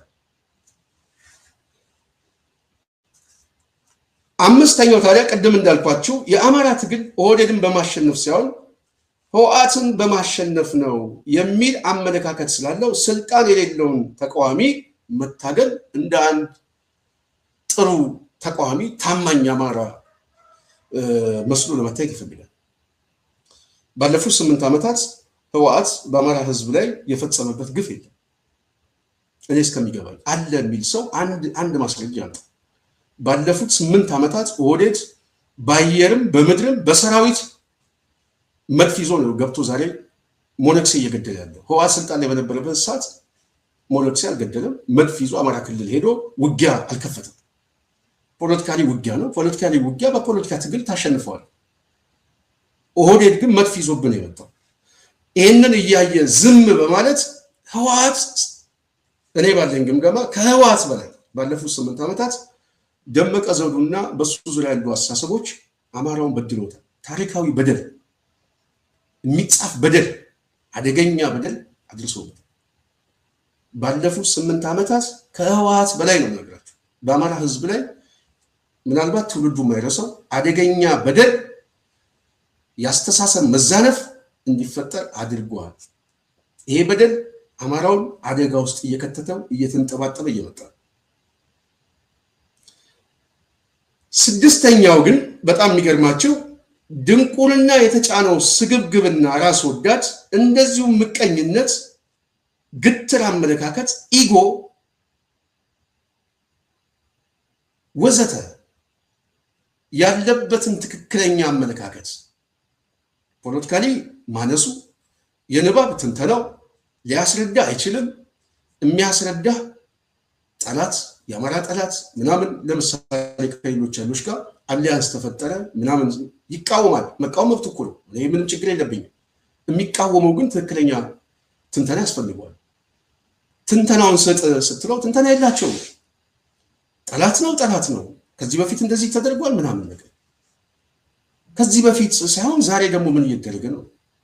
ዛሬና ትላንትን ተንትንና አሳምን የምትል አመለካከት ካለ ምንም ሊመልስልህ አይችልም። ወይም ዛሬ እሱ የሚጠላው ወይም አልፈልግም የሚለው ከሌላ ኃይል ጋር እተባበራለሁ እንደውም ካንተ ጋር አልፈልግም ብሎ አሊያንሱን ቢቀይረው ምን ያመጣል? አብይ አህመድ ታማኝ ነው። ከአብይ ጋር እንደውም አሊያንስ እፈጥራለሁ ወይም ከሌላ ኃይል ጋር ምናምን ብሎት ቢያሳየው ደመቀ መጨረሻ ምንድን ነው የምትለው? ፖለቲካዊ ግምገማ የለውም። አብይ ለዛ ታማኝ ነው ወይስ ትለው የለውም። ምንም ጥያቄ የለው። እየነገረን ነው እኮ ስልጣኑን ነው የሚያስጠብቀው። መጨረሻ ላይ ለስልጣኑ አደጋ ሆኖ እዛ አካባቢ የሚመጣ ልጅ ካለ አብይ አህመድ ይበለዋል። አጫሮን እኮ የበላው ለስልጣኑ። ሌሎቹንም በተመሳሳይ ሲበላ ለስልጣኑ ነው። ስመኛውን ሲገል አብይ አህመድ ጎንደሬነቱ አላደለው። ግብፅ ሄዶ ተስማማ። ለስልጣኑ አስፈላጊ ሆኖ ሲያየው ገሎት መስቀል አደባባይ ጣለ። አማቼ ነው ደሜ ነው አላለ። አብይ አህመድ ዛሬ ደሜ ነው ብሎ ሲመጣ ተሸንፎ ነው የመጣው። ደሜ አስታውሰኝ ጋብቻው እኮ ከኔ ነው ምናምን ሲል አይ የስመኛው ገዳይ እኮ ነው ብሎ የጠየቀው ሰው አየህ። እንደዚህ አድርጎ ይሄ ቡድን ሲሸውድህ ስልጣኑ ነው የሚያስበው። ነገ ጠዋትን በተመሳሳይ ስለ ስልጣኑ አመቺ ከሆነ ትላንት የሰራውት ፕሮግራም አለ፣ ምንም ጥያቄ የለውም። እሸቴንም ደመቀንም እንደ በላይ ዘለቀ ልስቀላችሁ ቢል አብይ አህመድ ትክክል ነው ብሎ ብያኔ ይሰጥባቸዋል። ይሄንን ማወቅ ካልቻሉ የሚበሉት እነሱ ናቸው። በዚህ አመለካከት ይሄንን ስርዓት ገምግሙትና አሳምኑን የሚል ጥያቄ አለ። ብዙ ጊዜ የሚጠይቀው አንዱ ይሄ የለም፣ ሀሳብ የለም፣ ሜዳ ላይ የለም፣ በዚህ ደረጃ የሚከራከር የለም። ጽናት ሚዲያ የምታስረዳችሁ ነው የሚያስረዳ ሰው አንድ ሰው የለም። ወጥቶ አደባባይ ላይ ይናገርና ሀሳቡን እንስማው፣ ይግዛል፣ አማራው ይግዛል። ትክክል ነው የሀሳብ ይሆን። ሀሳቡ የሚመጣው የጠላት ብያኔ ነው። ጠላት ነው ተጽፎብናል ምናምን። እንደዚህ አይነት ፖለቲካ እኮ የለም። ፖለቲካሊ እንደዚህ አይነት ሳይንስ የለም። አሜሪካ ይጠቅመኛል ስትል እኮ ከታሊባን ጋር አብራ ትሰራለች። ሽብርተኛ ካለችው ነው። አንዳንድ ጊዜ ፖለቲካውን ስትገመግም የምትገመግምበት መንገድ በልክ መንፈሳዊ አመለካከት ያለው ሰይጣን ነው። በቃ አልቀርብም የሚል የዶግማ ፖለቲካ በጣም አደገኛ ነው። አስተሳሰቡ ራሱ ሰይጣን ነው። ማሰቡ ራሱ በጣም ደካማ አስተሳሰብ። ይህንን አስተሳሰብ ስትነግረው ነው ስድስተኛ ምለ ድንቁርና የጫነው ስግብግብነት፣ ራስ ወዳድነት፣ ምቀኝነት፣ ኢጎ፣ ከልክ ያለፈ ጭካኔ ማለት ይሄ ሁሉ ወገኑ እየተጨፈጨፈ ራሱ አንድ ቀን አያዝንም። እንደውም ጦርነቱ አላለቀም። ከዚህ በፊት አንድ የአብን ገተት ሰምታችኋል። የምርጫ ቀስቀሳ ኦህዴድ ገብቶ አማራ ክልል ላይ ጦርነቱን መጨረስ አልቻለም። እንደውም ሰራዊቱን ምናምን ታንኩን መድፉን ጨምሮ ገብቶ ቶሎ ጨፍጭፎት ቢወጣ እና ቀስቀሳ ብናደርግ እኮ ጥሩ ነው ምናምን ብሎ እኮ ነው የተናገረው። በጣም የሚያሳፍር እኮ ልብ በሉ። ይሄ እኮ የአማራ ህዝብ የህልውና አደጋ አለበት ብሎ ድርጅት መስርቶ በየአካባቢው በየሰፈሩ እየሄደ በጭብጨባ የተቀበለውን አማራ ማለቅ አለበት ብሎ አዲስ አበባ ላይ የምርጫ ቀስቀሳ ሲያደርግ አይገርምም? እንደዚህ አይነት አመለካከት ያለው ቡድን ነው ይሄ ቡድን። ይሄንን ድንቁርናውን በልኩ ስታስቀምጥ፣ ኢጎን ስትነግረው፣ ቀበሌያዊ የሆነ አመለካከቱን ስትነግረው፣ ቅድም ያልኳችሁ ስግብግብ መሆኑን ስትነግረው፣ በራሱ በውስጥ ፖለቲካ ውስጥ ራሱ ሱፐር ፓወር ሆኜ መውጣት አለብኝ የሚል አጥፊ የሆነ አመለካከት ስትነግረው፣ የአማራ ብሔርተኝነት ፈጣሪ እኔ ነኝ የሚል አመለካከት ደካማ እንደሆነ ማንም ይፍጠረው ማንም ያስተሳሰቡ ታማኝ የምትሆነው በመዋቅርና በአስተሳሰቡ ፈጣሪ ነኝ የምትል አመለካከት ይሄ አስተሳሰቡን ትክክል ከሆነ ከገዛኸው እሱም በመዋቅር ትጠብቀዋል፣ በአስተሳሰብ ትጠብቀዋል። ፈጣሪ ነኝ የሚሉት ኃይሎች ግን የገቡት ፖስታ ቤት ነው፣ ካቢኔ ውስጥ ነው የገቡት።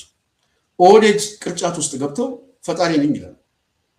ማጥፋትም ደግሞ የሚፈልጉት ስልታዊ የሆነ ተከላካይ ነው። ይሄንን አመለካከት ስትነግረው ኦህዴድ በራሱ መሸነፍ የለበትም የሚል አመለካከቱ ስትነግረው፣ አሊያንስ ያስፈልጋል ኦህዴድን ለማሸነፍ ስትል እሱን እንዳላዋቂ የሚነግር አመለካከትን ስትነግረው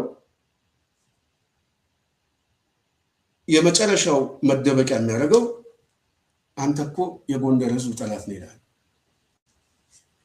አንተ እኮ የህዝብ ጠላት ነው ይላል። ይሄ ቡድን ልብ በሉ ጎንደርን ምን አድርጎ እያወጣው እንደሚመጣ ማለት ነው። አሁን በአማራ ትግል ውስጥ ይሄ ቀበሌያዊ የሆነ አመለካከት እዚህም እዛም በአስተሳሰብ ደረጃ አለ። በተለይ ከብአዴን ውስጥ የተፈጠረ ጎጃም ውስጥ ምናምን በወሎም በሸዋብ አለ አስተሳሰቡ። አስተሳሰቡን ማጥፋት የሊቃኑ ድርሻ ነው። አስተሳሰቡን መታገል የእያንዳንዱ አማራ ነው።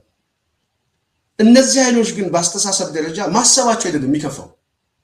ፖለቲካሊ ስልጣን የያዘ ኃይል ደግሞ አሊያንስ አድርጎት እሱ ነው በጣም አደገኛ። ይህንን አስተሳሰብ ስልጣን ከያዘ ኃይል ጋር አሊያንስ ስታደርገው በጣም አደገኛ ነው።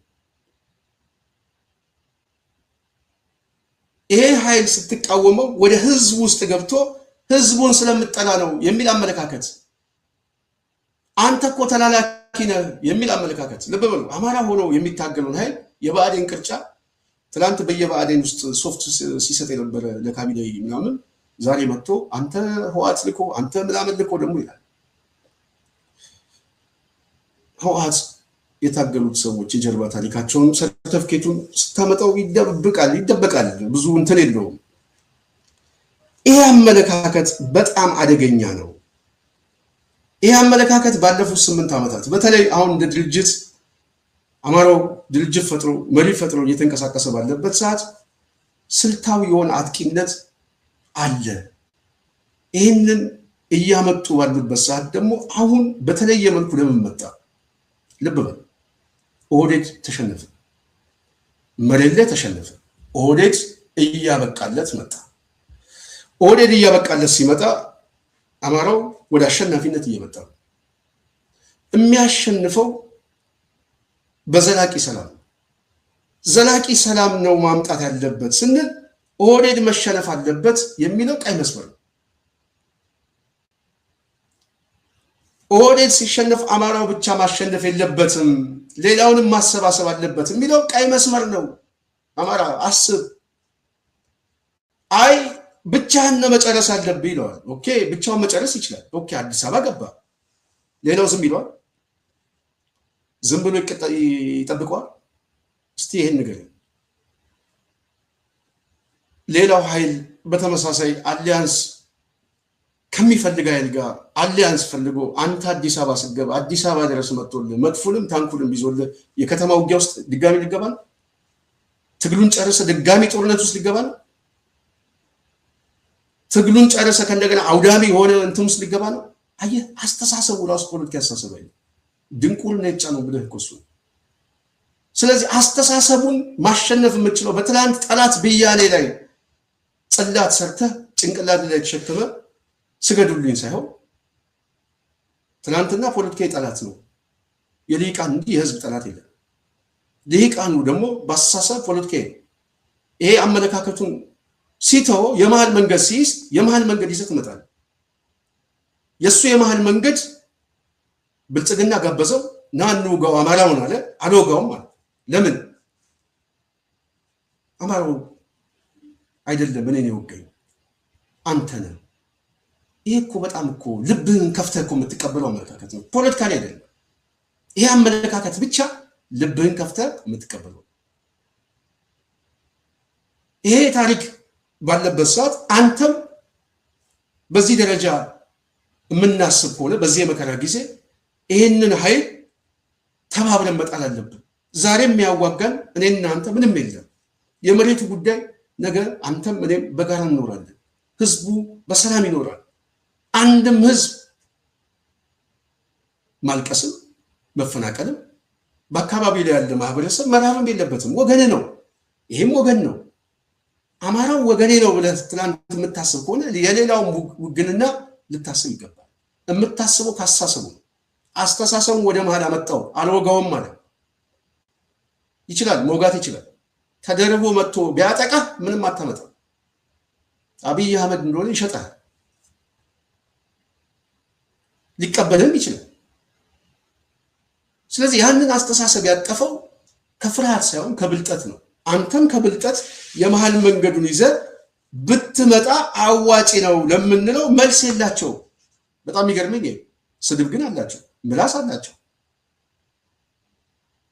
ሲስተም አላቸው፣ መዋቅር አላቸው። መዋቅሩ በዝናሽ በኩል ይመጣል።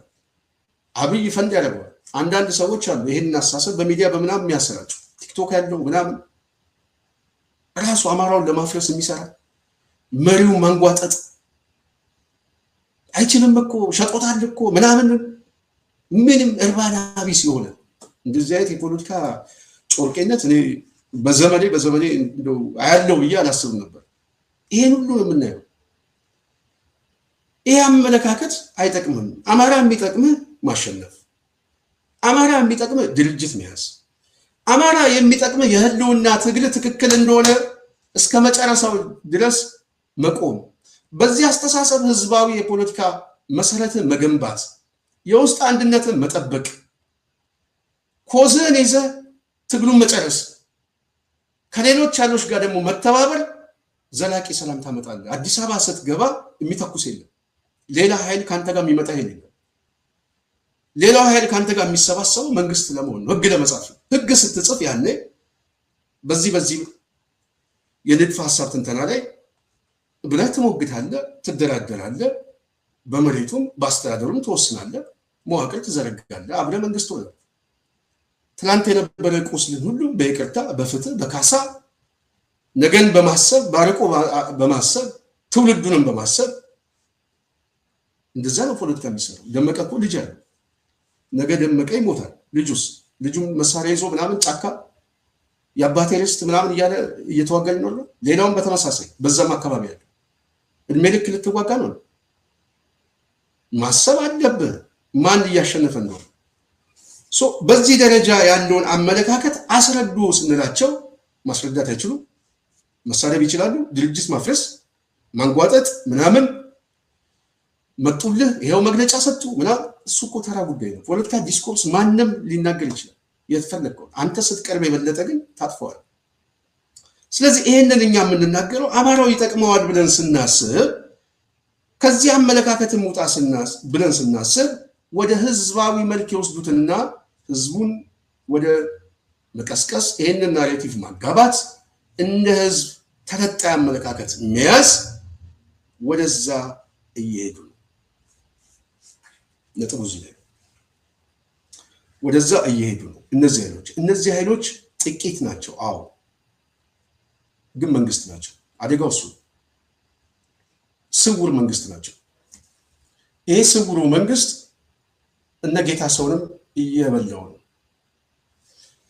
እኛ ነው ነፍሲ ማር የምንለው ወንድማችን የምንለው እንጂ ለራሱ እዛው ለህዝባችን የሚታገል ወንድም ግን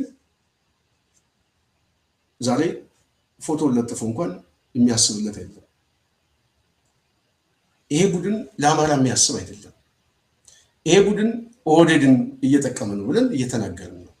አሊያንስ ማድረግ ካስፈለገ ቅድም እንዳልኳችሁ ዝናሽን እንዳሰቡት ሁሉ ሀዜብን ለምን አላሰቡ? ሀዜብም እኮ ወልቃይቴ ነች። ማንም ያውቃል። በመንደር ከሆነ በአስተሳሰብ ከሆነ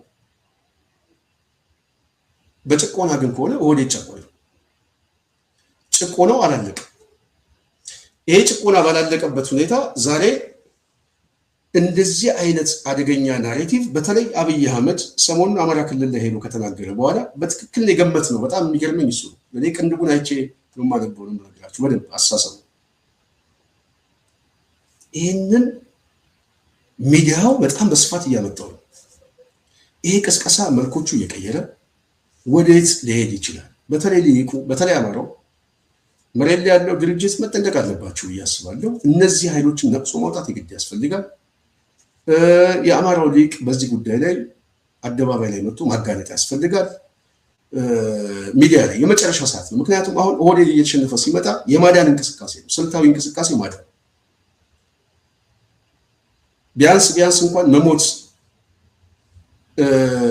ሞቱን ማስቀረት ባይችሉ እንኳን ማስረዘም ይችላል።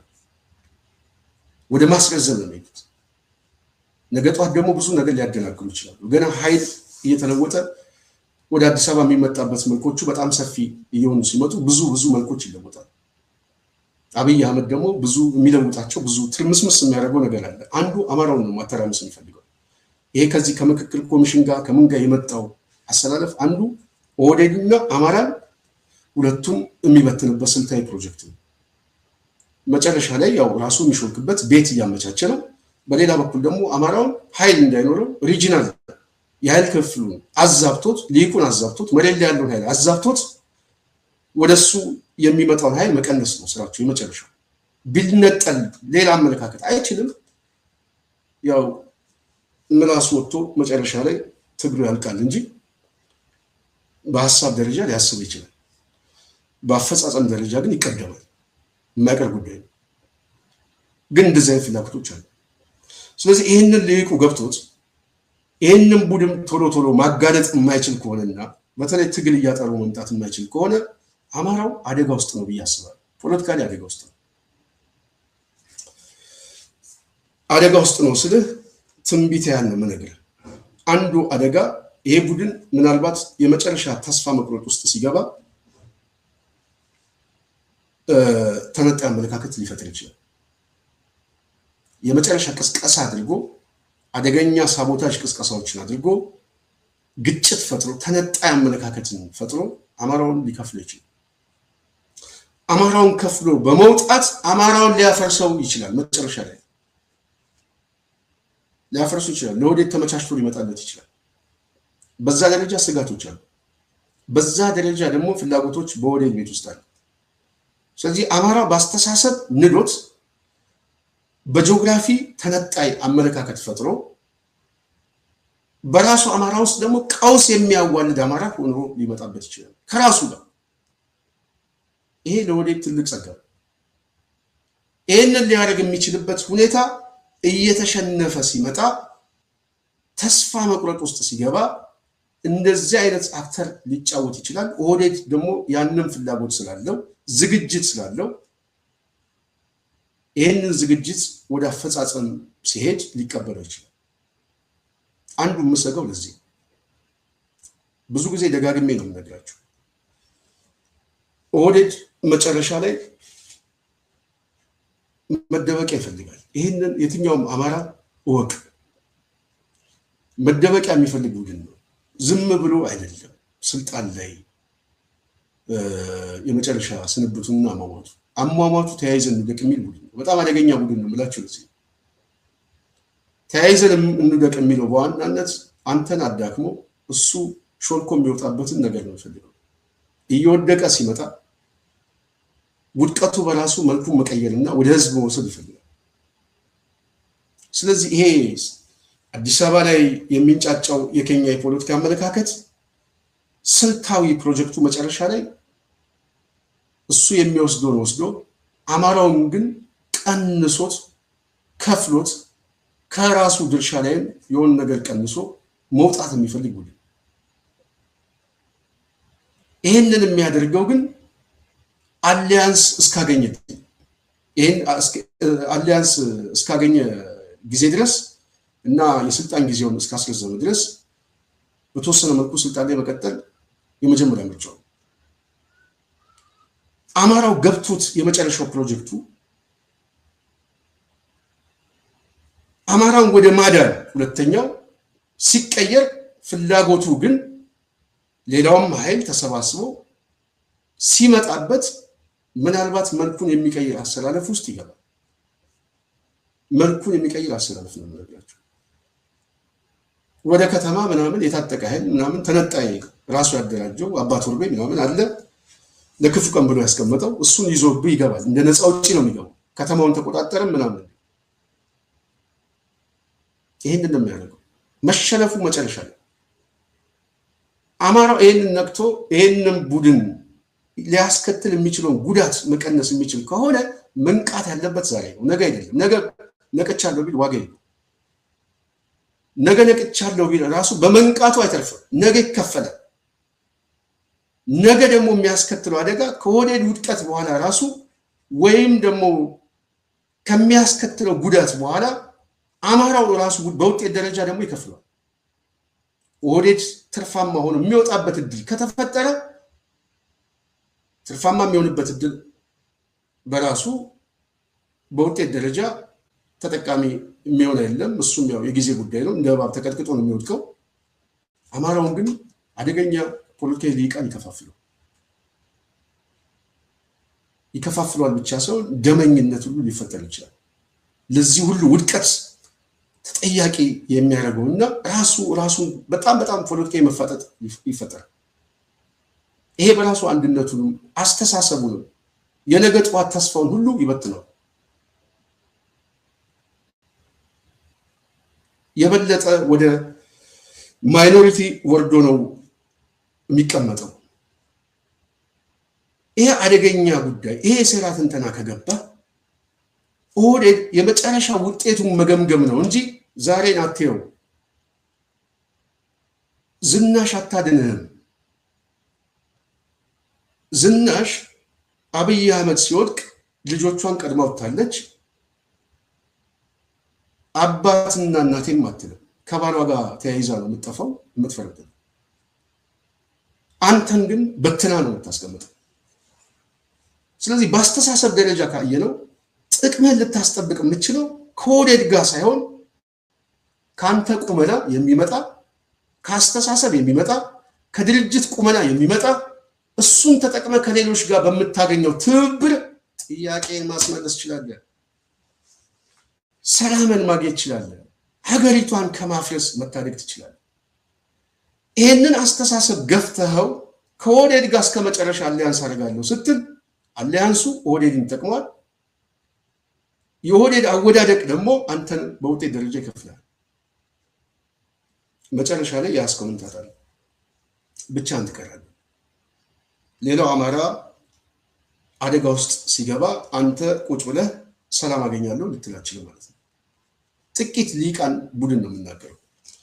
ይህንን ካሰብክ ወደ ልቦና ማሰብ የግድ ያስፈልጋል። ሊቁም ማሰብ ያስፈልጋል። ስለዚህ ምክረ ሀሳብ ቅድም ያልኳችሁ ሁለት መውጫ መንገድ፣ አንዱ ይሄ አመለካከት ሊያመጣ ይችላል በመጨረሻ ተነጣይነት።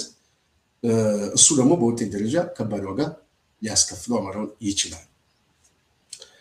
ስለዚህ ኦህዴድን የሚገመግም አማራ የመጨረሻው የምናገረው ለጽናት አድማጭ ተመልካቻችን ይሄ ፖለቲካዊ ግምት ሴናሪዎችን ግምገማዎችን ነው እናስቀምጥላችሁ። ከዚህ አስተሳሰብ በአማራ ትግል ውስጥ እንደዚህ አይነት ጎታች የሆነ አመለካከት አደጋ ነው።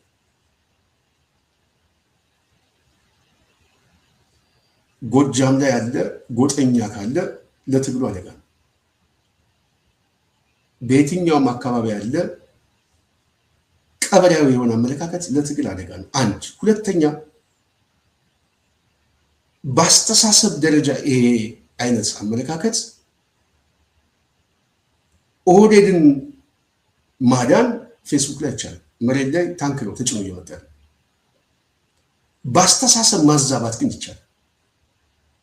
በአስተሳሰብ ማዛባት በውጤት ደረጃ የምናውቃቸው አንዳንድ ሰዎች ምናልባት ነገ ሳይቆጫችሁ ቁጭ ብላችሁ ገምግሙት።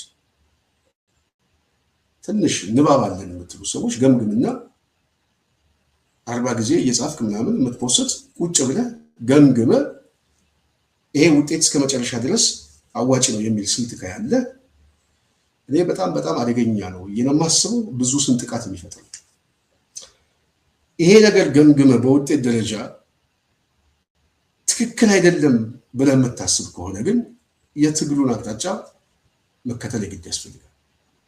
ስለዚህ አማራው መከተል ያለበት 2-3 ነገሮችን ሊያስቀምጥና ፕሮግራም ይጨርስ። አንደኛ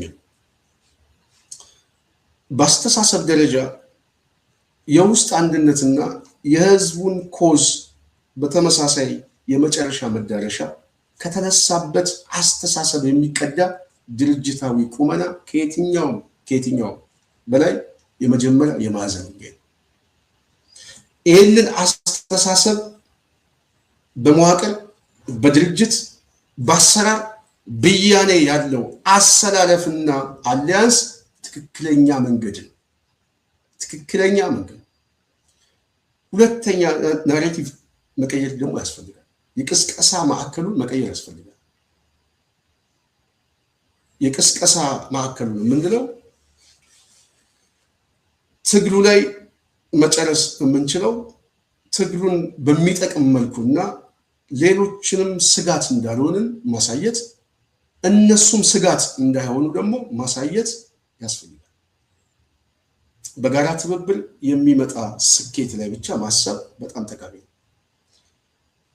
ይህንም በማድረግ ትግሉን መጨረስ ደግሞ ትግሉን ማሸነፍ የመጨረሻው መደምደሚያ ነው። ማሸነፍ አማራው ግዴታው ነው። ግዴታ ነው። ከማሸነፍ ውጭ መዳን አይችልም። ሲያሸንፍ ደግሞ ከመተባበር ውጭ መዳን አይችልም። አሁን ያለው ሁኔታ እሱ ነው፣ የሚያስገድድ ነው። ካለበዛ ብዙ መልክ ይቀየራል። ስለዚህ ይሄ ሊሆን የሚችልበት አስቻይ ሁኔታ ደግሞ አለ። ማሸነፍ ችሏል። እያሸነፈ እየመጣ ነው። ግዙፍ ሰራዊትም ሰሞኑን ያው እያየን ነው። በዛ ደረጃ ነው የምናየው። ስለዚህ ይሄ ሁኔታ ወደ አሸናፊነት ሲመጣ አማራው በተመሳሳይ ድሉን ወደ ውጤት መቀየር ግዴታው ነው። ወደ ውጤት ለመቀየር ትብብር ግዴታው ነው። እነዚህ ሁኔታ አስቻይ ሁኔታ መሬት ላይ አለ። መሬት ላይ ያሉትን አስቻይ ሁኔታ በድርጅት መልክ ተነጋግራችሁ በአስተሳሰብ አንድ ሆናችሁ ጥልቅ ግምገማ ሰርታችሁ ቀጠናው ላይ እንዴት ነው አሸናፊ የምንሆነው ቁመናችን የምናሳድገው የሚለው ትክክለኛ ነው። የጠላት ብያኔ መያዝ ትክክለኛ ነው። ከኦህዴድ በላይ ጠላት ዛሬ በኢትዮጵያ ውስጥ የለም። ለከተማው ህዝብም ለገጠሩ ህዝብ ለሀገረ መንግስቱ ኢትዮጵያን የመዳድ እድሉ ኦህዴድ አይሳካለትም እንጂ ህልሙ እዛ ላይ። እሱን ደግሞ ማስቀረት የምችሉት መሬት ላይ ያሉት ሰዎች ናቸው። ታገሩ። ስለዚህ ታገሩ። ይህንን ማሰብ በዚህ ጉዳይ ላይ ደግሞ ትብብር የሚፈጥሩ ኃይሎች ዘላቂ የሆነ መተማመን ውስጥ መግባት ያስፈልጋል። ሰላም የሚመጣው በራሱ በአንድነት ነው። አንድነቱን ለማስቀጠል የቃል ኪዳን ስምምነት ያስፈልጋል። ከዛ በኋላ ያለው ግን የነፃነት ጉዳይ ቀላል ነው። ከአሸናፊ ቁመና በኋላ ነፃነትን ማስጠበቅ የሚቻል እድሎች ስለሆኑ ማለት ነው። እና ይህንን አስቡ ማለት እንፈልጋለን። የጽናት ሚዲያ ቤተሰቦች፣ አድማጭ ተመልካቾቻችን እንግዲህ ምክር ሀሳቦች ወደ እናንተ ጊዜ የምናመጣው ከትግሉ ከህዝቡ አሸናፊነት ጠቃሚ የሆነውን ወደ እናንተ እናምጣ ብለን ነው። እናንተ የሚታያችሁን ሀሳብ ስጡበት። እኛ የሚታየን ሀሳብ አስቀምጠናል። ይሄን ሀሳብ ስናነሳ ቅድም በመግቢያ እንደገለጽኩት በሁለት መልኩ እዩት። በሊቃን ደረጃ ሊቅ የምንለው ህዝብ ውስጥ አይደለም። ኦህዴድ ስንል ህዝብ አይደለም፣ ድርጅት ነው፣ ፖለቲካዊ ድርጅት ነው። ይሄ ሊቅ ኦሮሞኛ ተናጋሪ ቢሆንም የኦሮሞን ህዝብ ያክል። አሁን ቅድም ያስቀመጥኳቸው ይሄ ስግብግብ የሆነ የፖለቲካ ሊቅ አማራ ቢሆንም አማራን ያክል። ጎንደሬ ነኝ ይላል፣ እናትዋ ምናምን ይላል። እሱ ማደናገር ነው፣ ግን የጎንደርን ህዝብ ያክል። የሚወክለው ሆዱን ብቻ ነው። አስተሳሰቡ በራሱ ጥቂት ነው፣ ጥቂት ሊቅ ነው። አስተሳሰቡ ደግሞ የጠላት ተሸካሚና ተንበርካኪ ነው። ስለዚህ ህዝቡንና ሊቁን ነጥላችሁት። እኛ ሀሳብ የምናቀርበው አሁን ህዝቡ ውስጥ ይሄ ሊቅ ገብቶ ሀሳቡን በመሸጥ በማደናገር ህዝባችንን አደጋ ውስጥ እንዳይከተው የበለጠ መስራት፣ ይህንን ቡድን ማጥቃት፣ በተለይ ፖለቲካዊ ማጥቃት ነው ያላችሁ። በሚዲያ በምናምን በቅስቀሳ ማጥቃት የእያንዳንዱ አማራ ግዴታ ነው። ነጥሎ ማውጣትና ጥግ ማስያዝ የግድ ያስፈልጋል። ወይ ተምሮ ወደ ትግሉ መሳብ ወይም ደግሞ አስረድቶ በትክክለኛ መንገድ ሌላውን አሳምኖ ማሰባሰብ፣ እሱ ካልሆነ ደግሞ አጥቅቶ ከጨዋታው መቁረጥ የግድ ያስፈልጋል ብዬ አስባለሁ። የጽናት ሚዲያ ቤተሰብ ይህንን ለማስረዳት ነው። ስለነበረኝ ቆይታ ከልብ አመሰግናለሁ። ብዙ ሀሳብ ነው ያወራሁት። በሚቀጥለው በሌላ ሀሳብ እንገናኛለን። ፕሮግራም ያዘጋጀሁላችሁ እኔ ስንታየሁ ቸኮል ነኝ። በሚቀጥለው እስክንገናኝ በዚህ እሰናበታለሁ። ሰላም።